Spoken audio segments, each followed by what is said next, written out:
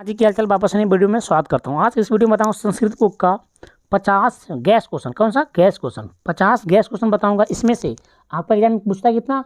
16 प्रश्न पूछता है। 16 को बनाना कितना रहता है? 8 को, और दो नंबर करता है, यानी 16 नंबर। यकीन कीजिए, अगर ये पूरा वीडियो देख लेते हैं 20 से 25 मिनट का, तो 16 नंबर आपको आपके मुट्ठी में होगा, आपके मुट्ठी में होगा। इसके बाद संस्कृत का जो भी हर एक चैप्टर का, चैप्टर बाय चैप्टर, मंगलम हो गया, पाटलिपुत्र वैभव हो गया, जो भी होता है सबका जो प्रश्न पूछा गया वो मैं आपके लिए लाऊंगा एक वीडियो, समझ गए ना। वो कल ही आएगा वीडियो। वो वीडियो कब आएगा? कल आएगा। आपको उसके ऊपर कार्य हो रहा है, उसके ऊपर कार्य हो रहा है, समझ गए ना। इस काम हो रहा है, समझ में आया?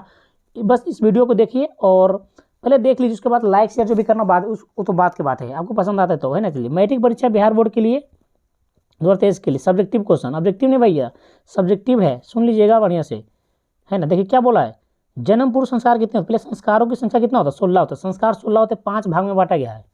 संस्कार को 5 भाग में बांटा गया है। शैशव संस्कार होता है। शैशव कई होता है? शैशव होता है, शैशव होता है, शैशव होता है 5 गो, सॉरी 6 होता है। और शैक्षणिक होता है 5 गो। शैक्षणिक होता है यानी शिक्षा संबंधित 5 गो होता है, समझिए ना। यानी मनोपरांत 3 गो होता है। मनोपरांत मतलब जन्म पूर्व संस्कार 1 होता है, 3 गो होता है। मनोपरांत 1 होता है, विवाह संस्कार 1 होता है, समझे ना। समझ में आया? जन्म पूर्व संस्कार कितने संस्कार होते हैं? जन्म पूर्व के 3 संस्कार होते हैं। गर्भाधान है, क्या? गर्भाधान है, दया पंच, क्या देखिए, पंचवन और सीमांतोयन है ना। गर्भाधान, पंचवन और सीमांतोयन है। 3 संस्कार होता है जन्म पूर्व से। मनोप्रांत में 1 होता है और विवाह वाला भी 1 होता है। शैशव में क्या होता है? शैशव में 6 होता है, शैक्षणिक 5 होता है। चलिए अगला पे आइएगा। शैक्षणिक संस्कार कौन कौन से है? यानी शैक्षणिक संस्कार क्या होता है? 5 गो होता है, 5 गो। शैक्षणिक संस्कार में अक्षर आरंभ पहला हो गया, है ना। उपनयन दूसरा हो गया, वेद आरंभ 3 हो गया, केशांत हो गया 4 हो गया, और संवर्धन 5 हो गया। यानी शैक्षणिक संस्कार शिक्षा के संबंधित क्या होता है? संस्कार 5 गो होता है, याद रखिएगा, सही ना। अगला प्रश्न में आइएगा, अगला क्या बोल रहा है? अगला प्रश्न में आइएगा, क्या बोला है? शैशव संस्कारों पर प्रकाश डाले। कितना होता है? 6 होता है जी। शैशव संस्कार कितना होता है? 6 होता है, देखिए, है ना। शैशव संस्कारों में शैशव संस्कार सर्वोत्तम है। यह संस्कार मनुष्य के भविष्य का आधारशील होता है। इसके अंतर्गत, है ना, जातिक्रम नामकरण क्या है? निष्क्रमण क्या है? प्रसून, है ना, चूड़ाक्रम, है ना, कर्ण भेद। कुल 6 संस्कार होते हैं। कितने होता है? शैशव संस्कार 6 होता है। इसको पढ़िए आराम से और कॉपी में लिख लीजिए। कॉपी में लिख कर जल्दी याद कीजिए, क्योंकि अब बोलेगा सर इतना आप स्पीड क्यों जा रहे हो यार, वीडियो बहुत बड़ा हो जाएगा। प्रश्नों की संख्या टोटल कितना है? 50 है ना, इसीलिए स्पीड जा रहा हूँ। इसमें कुछ गलती भी होता है कमेंट में पक्का आप कीजिएगा कि गलती की होगी यहाँ पे सर जी। चलिए, संस्कार कितने होते हैं? विवाह संस्कार का वर्णन करें। देखिए, संस्कार 16 होता है ना, 5 भाग में बांटा गया है। संस्कार कितने होते हैं? विवाह संस्कार का वर्णन करें।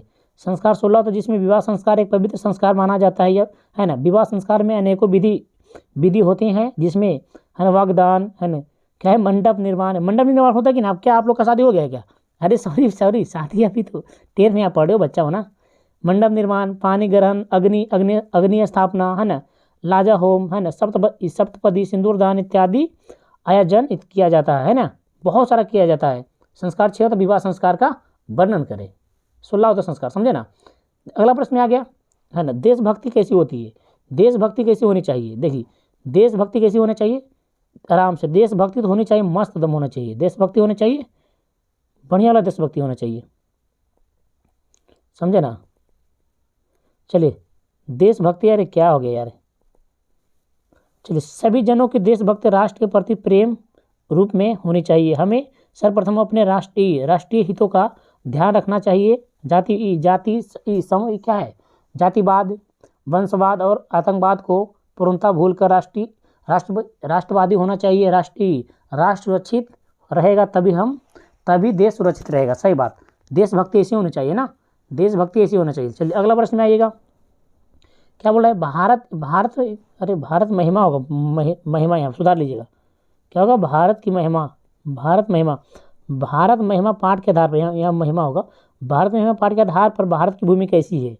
देखिए, बहुत वीवीआई प्रश्न है, मोस्ट वीवीआई प्रश्न। क्या है? मोस्ट वीवीआई प्रश्न है कि भारत माता पाठ के आधार पर भारत की भूमि कैसी है। देखिए, भारत भूमि बहुत ही पवित्र भूमि है। यहाँ की नदियाँ पवित्र है। यहाँ विभिन्न धर्म का जाति एवं भाषा के लोग आपसी मिलजुल से रहते हैं। भारत का वातावरण शांत एवं क्या उल्लासमय है और यहाँ गंगा यमुना सरस्वती नदी बहती है। अनेकता में एकता है ना अनेकता हो गया, अनेकता में एकता अधिक महत्वपूर्ण होता है। समझ गया ना, इसको पढ़िए, अनेकता होगा, यहाँ पे टाइपिंग में जरा गड़बड़ा हो गया, कोई दिक्कत नहीं है। तो अगला प्रश्न आइएगा, नदी और विज्ञान क्या समानता है? नदी और विज्ञान में क्या समानता है? मोस्ट वीवीआई प्रश्न क्या है? मोस्ट वीवीआई प्रश्न है ना। नदी और विधानता में क्या समझता हूँ? जिस प्रकार नदियाँ बहती हुई समुद्र, ठीक है, जिस प्रकार नदियाँ बहती हुई अपनी वास्तविक नाम को त्याग कर समुद्र में मिल जाती है। पूछेगा ऑब्जेक्टिव में ना, ये नदियाँ कहाँ मिलती है? समुद्र में मिलती है जी, है ना। क्या छोड़कर? वास्तविक नाम और रूप छोड़कर, है ना। उसी प्रकार विज्ञान अपने नाम छोड़कर उस दिव्य श्रेष्ठ पुरुष से ब्राह्मण को प्राप्त कर लेते हैं। यहाँ पे क्या होगा? लेते हैं, समझे ना। ये बहुत इंपॉर्टेंट प्रश्न था, यहाँ पे लेते होंगे। अगला प्रश्न आइएगा, महान लोग, ये भी बहुत ज़्यादा वीवीआई प्रश्न, सब प्रश्न पूछा गया है। महान लोग संसार रूपी गुप्त संसार को कैसे पार करते हैं, है ना। महान लोग अपने को ज्ञानी तथा अन्य विद्वान को ज्ञानी समझकर संसार रूपी गुफा सागर को पार कर लेते हैं। सही समझे ना, कि महान लोग अपने को ज्ञानी तथा अन्य विद्वान को ज्ञानी मानकर संसार रूपी सागर को पार कर लेते। बहुत वीवीआई। क्या सर जी, आपने कितना आ गया? 9 नंबर प्रश्न में आ गया ना। मंगलम पाठ कहाँ से लिया गया है? बहुत, है ना। मंगलम पाठ उपनिषद से लिया गया है, है ना जी। 5 गो मंत्र इसमें है, 5 गो मंत्र है इसमें। महर्षि वेदव्यास इसका लिखा गया, समझे ना। अगला में आइएगा, अगर डिटेल से पढ़ना चाहते हैं ना, इसका डिस्क्रिप्शन, उसका लिंक देंगे, टोटल का डिस्क्रिप्शन में आपका मिलेगा। सब्जेक्टिव ऑब्जेक्टिव का टोटल एकदम। पटना के मुख्य दर्शनीय स्थलों का नाम लिखिए। वीवीआई, मोस्ट वीवीआई सबसे ज़्यादा पूछा गया प्रश्न है, मोस्ट वेरी इंपॉर्टेंट प्रश्न। पटना के दर्शनीय यानी पर्यटन को लिखे, दर्शनीय स्थल को, यानी कहाँ लोग जाते हैं घूमने के लिए। देखिए, पटना में गांधी सेतु नामक पुल, समझे ना। संग्रहालय उच्च न्यायालय, है ना। सचिवालय, गोलघर, तारामंडल, जैव उद्यान, है मोरकालीन, है ना। बहुत सारे 2-3 को लिख दीजिएगा ना, कि 2 नंबर की तरह आता है। पटना के मुख्य दर्शनीय स्थल निम्नलिखित है ना। पटना के गोलघर, गांधी मैदान, संग्रहालय, है ना। अगला क्या आता है? गुरु गोविंद सिंह जी का जन्म स्थान, गुरुद्वारा आदि, क्या है? आदि दर्शनीय स्थल बहुत सारा है, पटना का दर्शनीय स्थल है, समझ गए, बहुत सारा है। अगला में आइएगा 11 नंबर में। ये तो और ज़्यादा महत्व बोले था, इसमें ऐसे प्रश्न आपको इंक्लूड किया गया। बहुत वीवीआई प्रश्न है, देख लीजिएगा। यहाँ से प्रश्न डायरेक्ट ही पूछा जाएगा आपके एग्जाम में, है ना। भगवान बुद्ध पटना के संबंध में क्या कहा था? भगवान बुद्ध ने पटना के संबंध में कहा था कि यह नगर भविष्य में महानगर होगा, किंतु इसे आपसी झगड़ा, अग्नि और बाढ़ से सदा भय रहेगा। यानी आग और पानी से हमेशा आपसी झगड़ा में भय रहेगा पटना में, समझे ना। यानी भगवान बुद्ध पटना के बारे में बोले थे कि यह आने वाला दिन में, भविष्य में, कि बहुत बड़ा नगर बनेगा और आग और पानी से हमेशा भय रहेगा, समझे ना। अगला में आइएगा, क्या बोला अगला में? प्राचीन ग्रंथों में पटना के कौन से नाम मिलते थे? प्राचीन ग्रंथों में पटना के नाम कुसुमपुर, पुष्पपुर, पाटलिपुत्र आदि नाम मिलते हैं, है ना। कुसुमपुर, पुष्पपुर आदि नाम मिलते हैं। अगला प्रश्न आइएगा 13 नंबर में, कौन से विदेशी यात्रा पटना आए थे? वीवीआई, मोस्ट वीवीआई प्रश्न। 4 गो आया था। कौन आया था? मेगास्थनीज, फयान और इतिंग सिंह था, इतना नहीं है, इतिंग सिंह, फैनसंग। 4 गो यात्री विदेशी आया था, क्या? पटना घूमने आए थे, समझ गए ना। इतिंग सिंह, है ना, पूरा लिख सकते हैं, इतिंग सिंह, बस कोई दिक्कत नहीं है। मेगास्थनीज, फयान, इतिंग सिंह और फैनसंग, 4 गो विदेशी आया था पटना घूमने के लिए, है ना। अगला में देखिएगा, चंद्रगुप्त मौर्य के काल में पाटलिपुत्र की रक्षा व्यवस्था कैसी थी? सब का सब इसमें प्रश्न बहुत ज़्यादा भी है ये, है ना। पाटलिपुत्र प्राचीन काल से ही अपना वैभव परंपरा के लिए विख्यात रही है। विदेशी यात्री ने अपने स्मरण में से यहाँ की अनेकों उत्कृष्ट संपदाओं वर्णन किया, है ना। मेगास्थनीज ने लिखा है कि यह चंद्रगुप्त मौर्य का काल में यहाँ की शोभा रक्षा व्यवस्था अति उत्कृष्ट थी, है ना। अपनी आत्मकथा में लिखा है जी कि मेगास्थनीज में यहाँ की शोभा व्यवस्था अति उत्कृष्ट थी। समझ में आ गया ना। चलिए अगला प्रश्न आइएगा। देखिए आलस कथा में आ गया। आलस कथा में किसका वर्णन है तथा इससे क्या शिक्षा मिलती है? बहुत बहुत वीवीआई प्रश्न है जी। देखिए मैथिल कवि विद्यापति द्वारा आलस कथा में महान आलसी के बारे में लिखा गया। सही बात है, मेन आलसी चाहे होता है, वास्तविक आलसी चाहे होता ना। आलसी काम नहीं करते हैं, तब ऐसी स्थितियों में कई दयावान ही उनकी व्यवस्था करता है ना, भोजन का व्यवस्था करता है। अतः आलसी है ना आत्मनिर्भर ना होकर दूसरे पर निर्भर रहते हैं। समझे ना। अगला प्रश्न आइएगा। चलिए 16 नंबर प्रश्न क्या बोला? 16 नंबर प्रश्न बोल रहा है 16 नंबर, आलस कथा में आग लगने पर क्या हुआ? आलस कथा में आग लगने पर क्या हुआ देख लीजिएगा।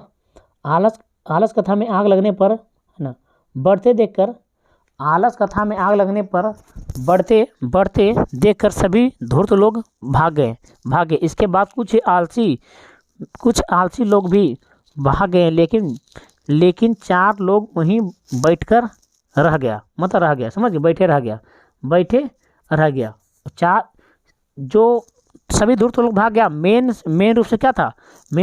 4 गो आलसी था, समझे ना।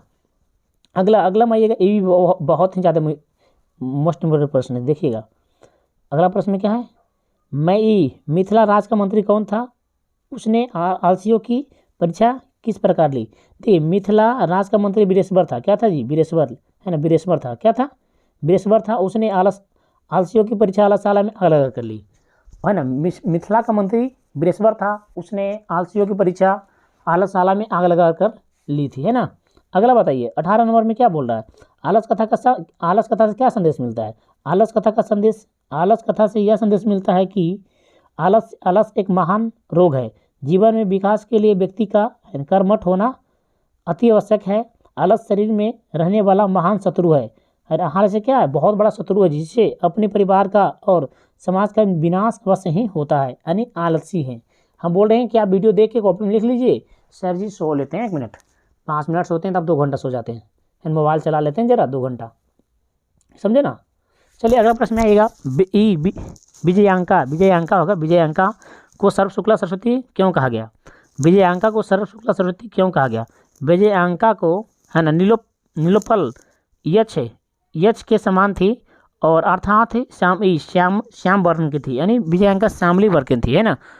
होते हुए भी उनकी रचना हृदय को है ना आहृदित करती थी, इसलिए डांडी ने उसे सर्व शुक्ला सरस्वती कहा, है ना। डांडी ने किसे सर्व शुक्ला सरस्वती कहा? विजयांका को। समझ में आया? बहुत वीवीआई प्रश्न है, बहुत वीवीआई। इसको पढ़ के जाइएगा, इसको पढ़ के जाइएगा। चलिए आधुनिक क्या है? आधुनिक काल के किन्हीं 3 संस्कृत लेखिकाओं के नाम लिखिए। आधुनिक काल के किन्हीं 3 लेखिकाओं के नाम लिखिए। देखिए अगला प्रश्न आएगा, आंसर में देखिएगा। आधुनिक काल के किन्हीं 3 संस्कृत लेखिकाओं के नाम इस प्रकार है: पंडिता क्षमा राव, बनमाला भवालकर और मिथिलेश कुमारी मिश्र होगा, समझे ना। आधुनिक काल के 3 प्रसिद्ध संस्कृत लेखिकाएं हैं, समझे। मिथिलेश कुमार मिश्र, बनमाला भवालकर और पंडिता क्षमा राव। अगला प्रश्न चलिए 21 नंबर में आएगा। संस्कृत में पंडिता क्षमा राव के योगदान का वर्णन करें। संस्कृत में पंडिता क्षमा राव का योगदान का वर्णन करें, है ना। संस्कृत देखिएगा। संस्कृत साहित्य में आधुनिक समय की लेखिकाओं में पंडिता क्षमा राव अति प्रसिद्ध थी, है ना। शंकर चरित्र उसकी अनुपम रचना है, महान रचना है।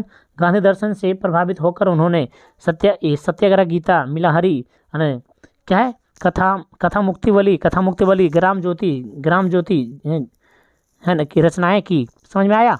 संस्कृत में पंडिता क्षमा राव क्यों संस्कृत में पंडिता क्षमा राव को योगदान का वर्णन करिए। देख लीजिएगा बढ़िया से। अगला प्रश्न आइएगा, ये मोस्ट वीवीआई प्रश्न है, और इसको बढ़िया से जरा पढ़िए। मनुष्य के जीवन में संस्कारों का क्या उपयोगिता है? देखिए ये उपयोगिता है, समझ में आया। मनुष्य के जीवन में संस्कारों का प्राचीन काल से ही महत्वपूर्ण भूमिका रही। संस्कारों ही व्यक्तित्व का विकास करते हैं। हमारे पहचान ही संस्कार में है। हमारे आदि ऋषि महर्षियों की कल्पना थी कि जीवन के मुख्य अवसरों पर वेद मंत्रों की है ना, पाठ होगा, पाठ है ना, पाठ है, बड़ों का आशीर्वाद, हवन एवं है नहीं, पारिवारिक सदस्यों की सम्मिलित सम्मेलन होना चाहिए थे। ये सब संस्कार के अनुष्ठान पर ही संभव है। सच मायने में संस्कार मानव का कर्म शुद्ध करने, दोष निवारण एवं गुणों को ग्रहण करने में योगदान प्रदान करते हैं। क्या आप लिख लेंगे? यस सर मैं लिख लूँगा या लिख लूँगा? यस सर मैं लिख लूँगा। अगला प्रश्न आइएगा 23 नंबर में आइएगा। क्या बोला 23 नंबर बोला भारतीय समाज में फैली कुरीतियों का वर्णन करें अथवा मध्यकाल क्या है? मध्यकाल में कुरीतियों का फल यदि क्या करें? वर्णन करें। समझे ना, मध्यकाल में अनेक गलत रीति रिवाज के कारण भारतीय समाज दूषित हो गया था, है ना। जातिवाद से उत्पन्न विषमता, छुआछूत, धार्मिक, है ना, क्या अंडाबर, है ना, ऋषियों की और शिक्षा, विधवाओं की नंदीय स्थिति, दयनीय होगा यार, दयनीय स्थिति को संकीर्णता, बालवध, है ना, पर्दा प्रथा इत्यादि कुरीतियों समाज में व्याप्त थी। समझे ना, इतना है जी। कुछ बार तो हर एक दवाई मीठा नहीं होता, कुछ दवाई कड़वा भी होता है। समझे ना, इसके लिए बोलिए सर जी मुझे याद नहीं होगा, याद हो जाएगा, याद करके तो देखिए याद हो जाएगा। समझे ना, चलिए इसके लिए एक मतलब और देखिएगा, है ना। करमवीर कौन था? उसने जीवन में क्या शिक्षा मिली, क्या उसके जीवन से हमें क्या शिक्षा मिलती है? समझ गए ना, करमवीर कौन था, उसके जीवन से हमें क्या शिक्षा मिलती है? करमवीर राम परवेश राम था, राम ही करीम था, करमवीर था। समझे, उसके जीवन से हमें ही शिक्षा मिलती है कि कठोर परिश्रम द्वारा हम सब कुछ प्राप्त किया जा सकता है, है ना। धन अभाव प्रतिभा के आगे नहीं आती। समझ गए ना, यानी आप कितना भी, एक दलित था ना राम परवेश राम, करमवीर क्या, राम परवेश राम क्या था? बिहार के क्या था? बिहार के भीखनटोला में जन्म हुआ था ना जी, दलित था, शिक्षा के बल पर कहाँ न कहाँ बहुत मतलब सब में क्या उत्तीर्ण किए थे, फर्स्ट पद, है ना, फर्स्ट स्थान लाते थे। समझ गए ना, इनका बहुत ही नाम हुआ था, समझे ना। अगला प्रश्न में आइएगा, राम परवेश राम देखिए 25 नंबर में देखिएगा, राम परवेश राम का जन्म कहाँ हुआ था? उन्होंने देश की सेवा में से क्या यश अर्जित किए? देखिए, राम परवेश राम का जन्म बिहार के भीखनटोला में एक निर्धन परिवार में हुआ था। केंद्रीय लोकसभा में उत्तीर्ण कर अपनी इकार कुशलता के बल पर अपने देश की सेवा कर काफ़ी यश प्राप्त किए थे। मुझे लगता है ना वीडियो बहुत ज़्यादा बड़ा हो गया। चलिए इसके बाद क्या करिए, इसके बाद किया जाए, चलिए 5 प्रश्न और करवा देते हैं। राम परशुराम की प्रतिष्ठा कहाँ देखी जा रही है ना। राम परशुराम की प्रतिष्ठा अपने विद्यालय से लेकर ब्लॉक तथा केंद्रीय प्रशासन तक देखी जा रही है ना जी। अगला प्रश्न आएगा 27 नंबर में आएगा, क्या बोला है? करमवीर कथा से हमें क्या शिक्षा मिलती है? करमवीर कथा का सारांश लिखिए। देखिए, इस पाठ से एक क्या जी, पुरुषार्थी की कथा है जो निर्धनता में, जो निर्धन मतलब गरीब एवं दलित जाति में जन्मे, विपरीत परिवेश में भी आकर प्रबल इच्छा शक्ति का उन्नति की उत्कृष्ट कामना कारण उच्च पद पर पहुंचा। यह कथा है ना क्या किशोरों में आत्मविश्वास और आत्मसमानता उत्पन्न और विजय के पद को प्रशस्त करती है। करमवीर हमारे आदर्श इसको पढ़िए, आराम से लिखिए, आराम से, समझ गए ना, बहुत मजा आएगा। देखिए अगला प्रश्न में, अपनी प्रगति चाहने वालों को क्या त्याग देना चाहिए? 6 दोस्त त्याग देना चाहिए, 6 गो। अपने अगर आप प्रगति चाह रहे हैं 6 दोस्त त्याग देना चाहिए। देखिए, अपनी प्रगति चाहने वालों को 6 दोस्त त्याग देना चाहिए। कौन कौन है जी? निंद्रा है, तंद्रा, भय है, क्रोध, आलस और दीर्घ चतुरता। 6 गो, निंद्रा तंद्रा भय है ना, क्रोध, आलस और दीर्घ चतुरता को 6 दोस्त को त्याग देना चाहिए। समझे ना। अगला प्रश्न आएगा 29 नंबर, स्वामी दयानंद समाज सुधारक थे कैसे? 5 वाक्यों में वर्णन करें। स्वामी दयानंद ने समाज की कुरीतियों को दूर कर सुधारात्मक कार्य किया। एक वाक्य यहाँ तक हो गया। उन्होंने जाति की विषमताओं की घटाया। छुआछूत, एक वाक्य यहाँ से हो गया। 2 वाक्य हो गया ना।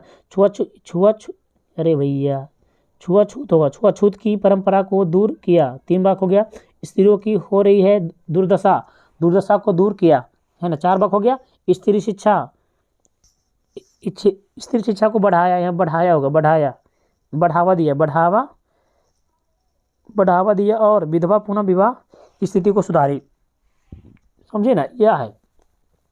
अगला प्रश्न में आइएगा और इस वीडियो का लास्ट प्रश्न रहेगा, इस वीडियो का लास्ट पे, क्योंकि वीडियो बहुत बड़ा हो जाएगा, है ना। इसके बाद 20 प्रश्न बचा है, आपको कल ही मिल जाएगा, हो सकता है आज मिले, है ना, 8 बजे 9 बजे रात को, जब भी मिले मिल जाएगा। आज हो सकता है आज ही मिल जाए, समझ गए ना, लेकिन आज ही मिल जाएगा, समझे, क्योंकि वीडियो बहुत बड़ा है इसीलिए आज ही मिल जाएगा, समझे।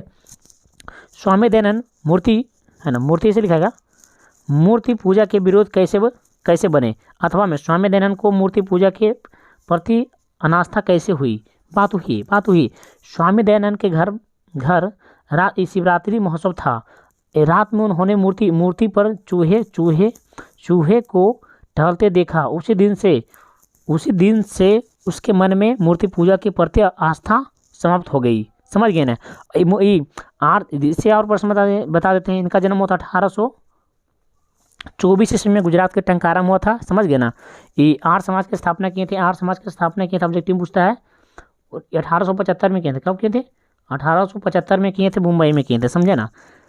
जब यहाँ से मूर्ति पूजा से भागे थे, कहाँ भागे थे, गिरी भागे थे, गिरी। और अपने गुरु से बिरजानंद से मिलने चल गए थे, अपना गुरु बिरजानंद से कहाँ गए थे मिलने के लिए, यहाँ भाग के पहले घर गए थे, घर के बाद कहाँ गए थे, बिरजानंद से मिलने कहाँ गए थे, मथुरा चले गए थे, मथुरा चले गए थे, समझे ना। इस वीडियो का लास्ट प्रश्न है ना। इसके बाद कितने प्रश्न करवाना है, इसके बाद 20 प्रश्न और करवाना है सर जी, 20 प्रश्न बाकी तो रह गया, आप नहीं करवाइएगा, करवा देंगे, वेट तो कीजिए, करवा देंगे। आज ही वीडियो आ जाएगा, एक वीडियो अभी देखिए ना आप, है ना, अभी देखिए, इसके बाद 9-10 बजे देख लीजिए वीडियो, आपको लिंक एक ही मिल जाएगा, है ना। तो वीडियो पसंद है तो वीडियो को लाइक कर दिया कीजिए ना, प्यारे दोस्तों में शेयर कर दिया कीजिए, क्योंकि वीडियो बनाने में बहुत मेहनत लगता है, समझे ना।